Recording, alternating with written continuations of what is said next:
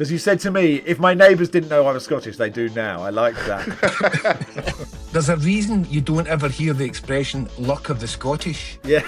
Right? I thought Scotland were going to blow it again, even after Denmark had a man sent off.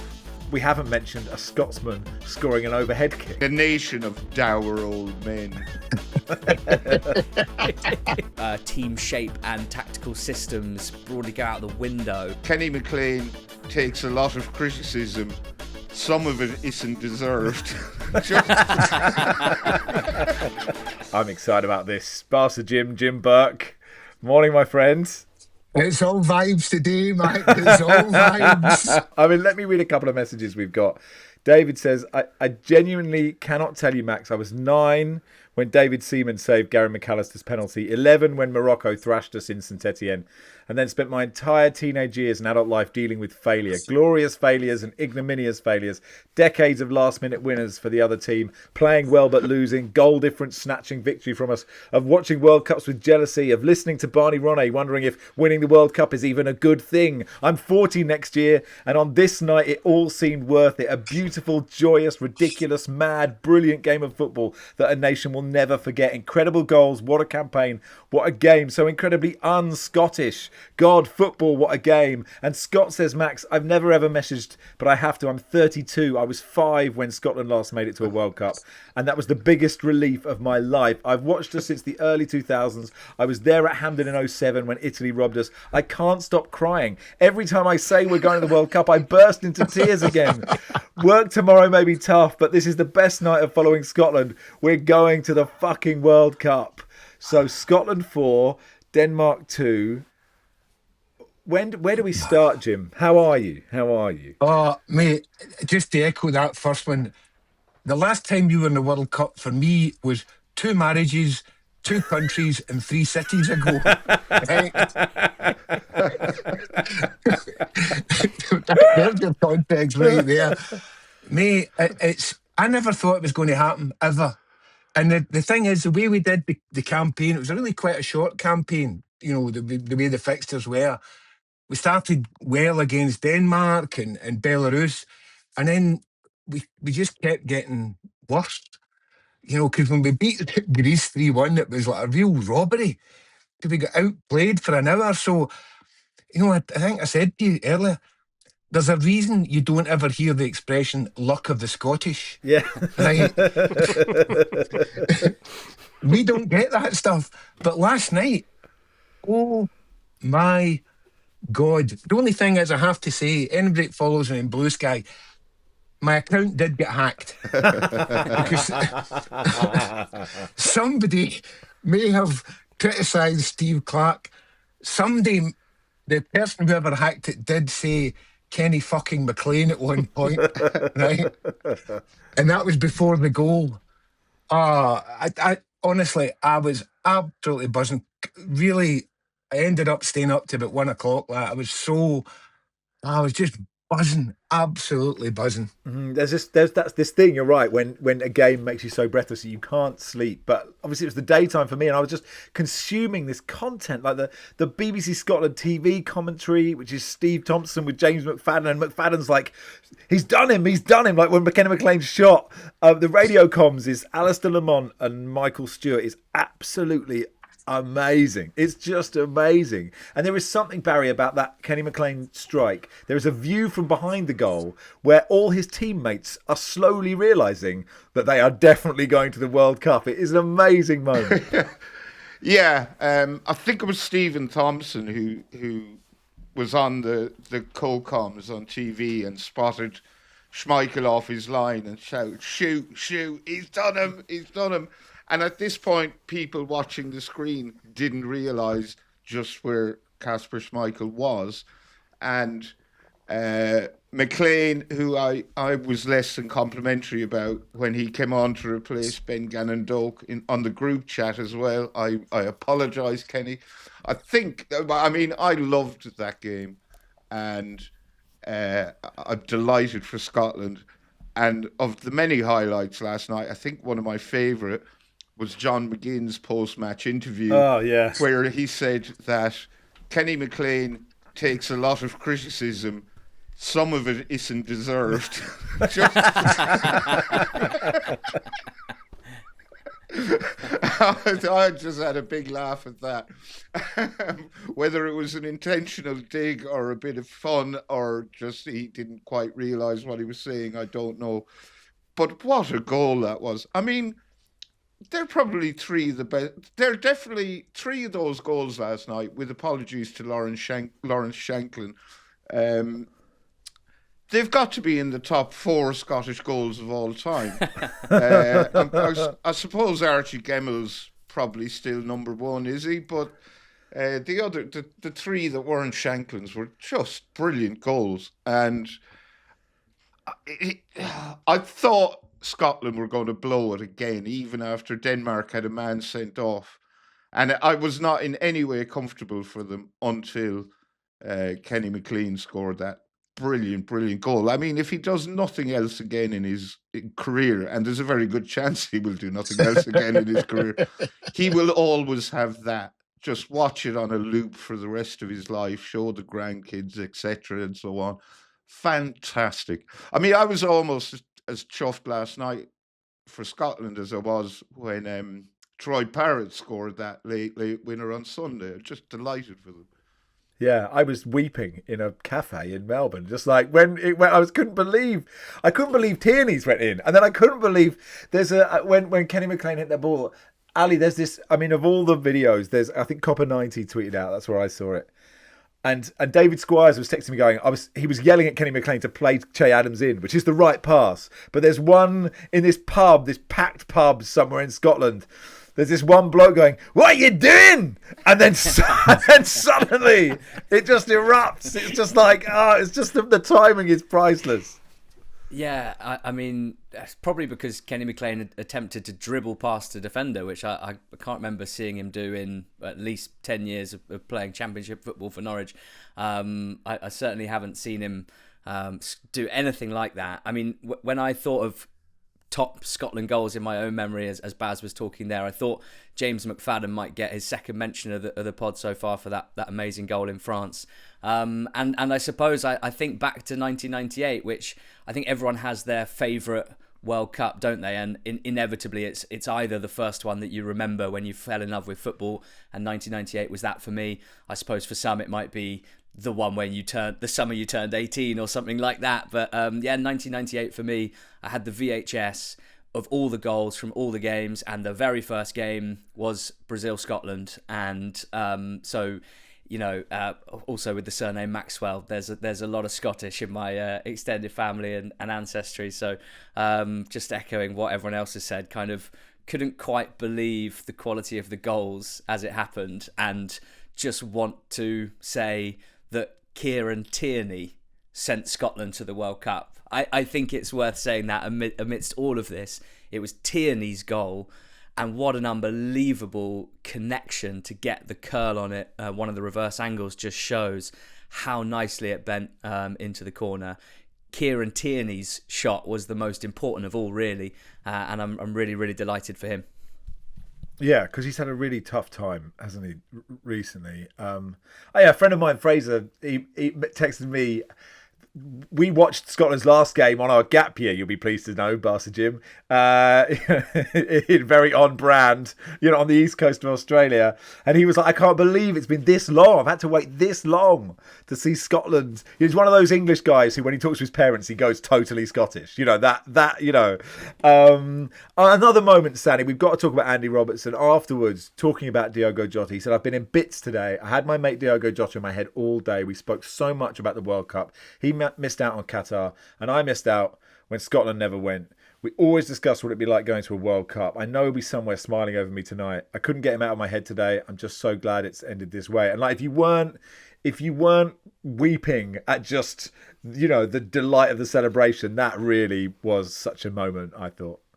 Yeah, that was wonderful. And in fact, all the players who came and had post-match interviews on the touchline were excellent as well. But yeah, really touching moment. I mean, Andy Robertson in the game, I mean, the thing that really stood out for me as far as playing was when he had loads of space. He had about 10 yards of space on the left flank, and it was 2-2, and just like hooked a ball out for a goal kick. And you're just like, what on earth are you doing? Out of all the players who've got a great delivery, that was just absolutely awful. And yeah, I don't think he had a particularly great game, but then, you know, especially as a, you know, I've got no Scottish blood in my ancestry as far as I know, but I suppose you inevitably think wider and then think about how he must be getting on in general, and then all the Liverpool players as well. And that's something we touched on in the pod before, but yeah, it kind of gave an extra bit of context. And the fact, yeah, he was in bits, and he said he was keeping it from his teammates there as well. Like, he's not only having to deal with, you know, I think he was saying about how he dreamt about going to the World Cup, yeah, with Diogo. They both talked about it, right? He's kept all that from his teammates. You know, he's one of the senior pros. He's had to bottle all that up. And you could see, yeah, he was so emotional. You could see him kind of welling up. And yeah, fair play to him for being so honest, and in that moment kind of having the presence of mind to articulate that. And I'm sure that would have resonated, you know, not just with Liverpool fans or with other of his teammates, but anyone kind of struggling with grief, and how it kind of takes up a part of you, even when you're in your highest moments, lowest moments, it's always there. And I think what he said really will resonate with a lot of people, and fair play to him, and yeah, thoroughly deserving of going through to the World Cup. Brilliant. And look, we're 12 minutes in, Jim, and we haven't mentioned a Scotsman scoring an overhead kick, like a brilliant one at that. Mate, the thing is, you were saying, Barry, about the Archie Gemmill goal. I've got issues with that goal because it was effectively a consolation goal in the overall scheme of things. And I was petrified that McTominay's goal was going to not mean anything. Because I think to be a truly great goal, it's got to mean something. So that was another aspect. But I didn't realise there was arguably going to be two better goals than that scored after it. But just one other thing that we've not touched on yet. John McGinn, he bought that red card, didn't he? Oh, yeah. Oh, yeah. Wow. Wow. If you're Danish this morning, right? Oh, my God. I mean, at first it looked a stone waller, then you looked at it again, you're like that. Wow. Wow. We absolutely got away with one then. But again, that was, for me, that was going to play into the narrative. Even when we get a fortunate red card, we still can't go over the line. And I just can't believe so many of these narratives went out the window. Still buzzing. No apology for it. Absolutely buzzing. And actually, Ali, that's true, isn't it? Because Denmark actually sort of got better with 10 men. And then even when Scotland scored, you were like, okay, Shankland scored, this is done. And then for Denmark to equalise again, you were like, you can't believe that. You're sitting there going, how have they balls this up? And like, objectively, Scotland were lousy. There was a moment when, I know they score early, so then they're going to sit back, but it was like Denmark had 17 shots and Scotland won. But even when they didn't really do anything apart from just score some brilliant goals. You know? Yeah. Well, look, football is at its best when there is as much jeopardy on it as possible. And in order to get to these situations, you do need the qualifying campaigns, you need the international breaks that lead up to it. And you know, obviously doing the England pod, I am pro international football, pro international breaks where some others aren't. But I think if you're a real casual general international break hater and you watch this and the Ireland game and anything else that comes, and you don't appreciate that you need the build-up and you need the football to be played in order to enjoy these moments, which are better than anything league football can provide. I really believe that. Cup finals, European Cup finals, you can rank those wherever you want, but when it comes to the international stage and these moments, and then you have the major tournaments on top, which of course can ramp up even higher. So I think that there's also a specific way that football looks, even at a very, very high level, when both teams have so much riding on it, and the nerves are so visible and tangible, and you know, team shape and tactical systems broadly go out the window. And that's my favourite kind of football, and that's kind of what we saw here. And I think even, you know, the poor lad, was it Hulman, whose sliced clearance set up the shot from so Tierney? bad, wasn't Clearly, it? to say that was a horror mistake would be wrong. Tierney still had to score from 25 yards, but I guarantee you he and probably a lot of Danish people have been watching that on loop thinking, mate, you're a central midfielder. Why could you not just volley that ball away? And that kind of sums it all up, I think. No, you're absolutely right. I was really watching that, and I think he might have been the guy that gave it away to McLean as well. And you think, oh, poor bloke, because he's definitely kicked the ball better than that in his life than he did. Oh, I think it shanked was to just Tierney. the scuffed clearance of a very tired man. Yeah. But yeah, he'll not be feeling good about that today. So Barry, what does this say about Steve Clarke? I mean, even in the WhatsApp group, there was so much stick for Steve Clarke. You know, classic Steve Clarke. You know, park the bus. This is always going to happen. And yet, he's the first manager to take Scotland to a World Cup since '98. Third major tournament under him. It was remarkable to see how happy he was after the game. He's in a nation of dour old men, he is the dour old men, dour old man, other dour old men doff their caps to. And he was beside himself with delight, more or less told BBC Radio that he'd be going on the piss for the next 3 days. And why not 3 months? Because I've got nothing to do for the next 3 months. So, he strikes me as a fellow who likes a pint, but or a dram. I'm at some point. It will be interesting to see, and it's far too early to mention this. I probably shouldn't even mention it, but I can envisage a scenario where Scotland go to the World Cup playing unbelievably defensively in their group games and come home having lost all 3 of them or however many it is. But he certainly, I presume there's a case for him being Scotland's most successful ever manager, if he isn't outright their most successful ever manager. And to get them to a World Cup after so long is a tremendous achievement, even if at one point last night I was just shouting at the telly. But he did make a very good call. When that Danish player got sent off, he immediately brought on 2 strikers. And I thought, oh, thank God, he's done something proactive. I just thought I'd go on the leading Danish tabloid newspaper, BT, just to see if John McGinn's got the treatment Peter Crouch got in Trinidad and Tobago. Like, he's a pariah over there. But thankfully, I can tell you that John McGinn has survived any criticism. And it's all been aimed at Brian Reamer, who's been described as confused and the defeats of Scotland embarrassing. And Christian Eriksen not pleased as well. He was left on the bench and not used at all, and has pointed, asked Brian about why he was left there. So McGinn, you've got away with it. Then the Danish press they've all turned on Raymer. So it could have been Steve Clarke, and instead it's Raymer who's getting the abuse there from the Danish media. So there's one. There's a turn up for the books. Jim, I want to go back to the greatest bits, the Tierney and the McLean goal. You don't have to pick one, but I just want to know, like, the feeling when Tierney's running up to strike that ball and it goes there. Just what was that? Because you said to me, if my neighbours didn't know I was Scottish, they do now. I like that. Well, the thing is, right, I changed my broadband rights from on Sky, so you get a little delay. It comes, so it's streaming. So I started off the game with no notifications. It went to 1-0, straight on with my live score, right? Because my heart was going whatever. For some reason, I didn't get the notification ahead of time of the Tierney goal. Right. So I'm just sitting there watching it. I'm thinking, well, nothing's going to happen here. So I got I got double bubble, if you like. And I just straight out the chair and I screamed. And as I say, I think about 5 or 6 streets away they would have heard me. It was just, oh mate, and because it's Kieran as well, being a Celtic fan, obviously, get an extra little bit. But really, I didn't need any more. It was so, and then the Kenny McLean goal, sweet baby Jesus of the orphans. Because I got the notification for that. Yeah.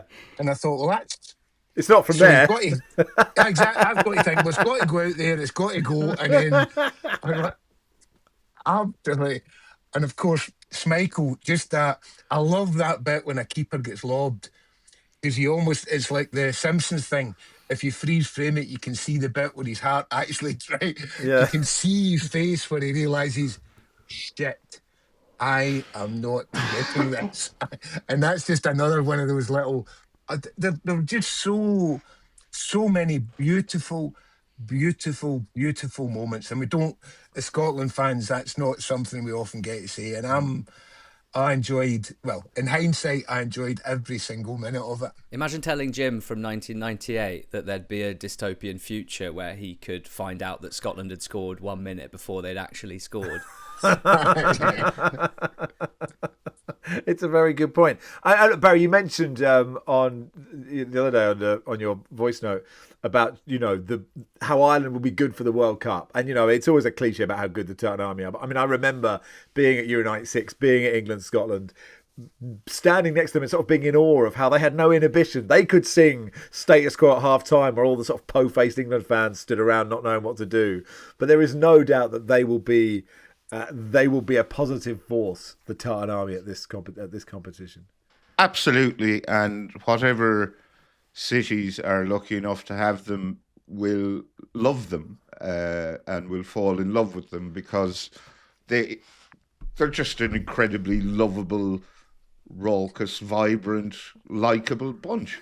So, yeah, of course the tournament will be enhanced by them, totally.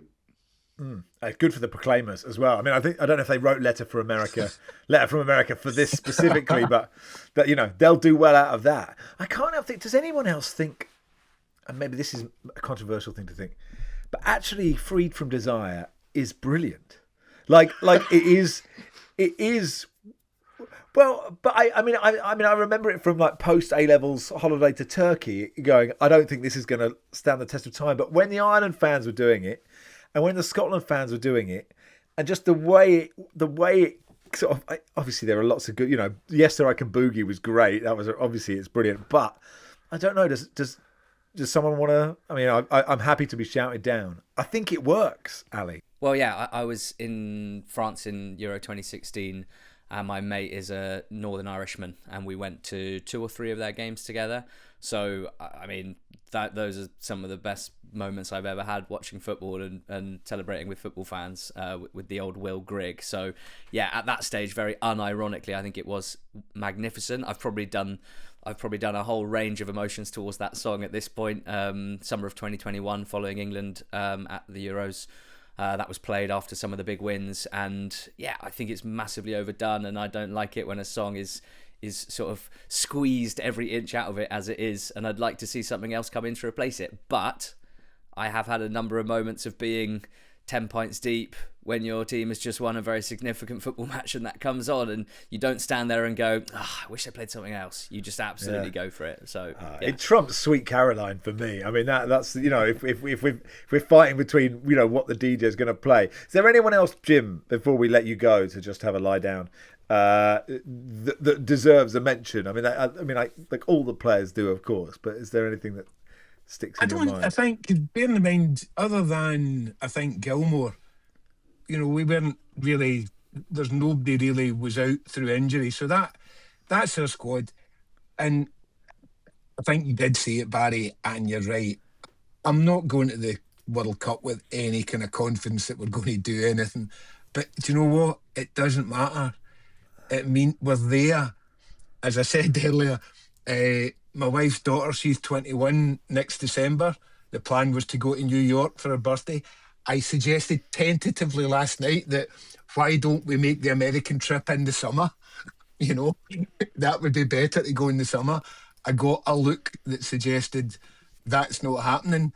But hook or by crook, I'm at least going to get to what I'm going to do my damnedest to get to one of the games, because at 62, let's be honest, the chances of me being around the next time we get to the World Cup are pretty bloody slim. Make sure you get full support, Jim. You don't want to be another wife on when the tournament starts.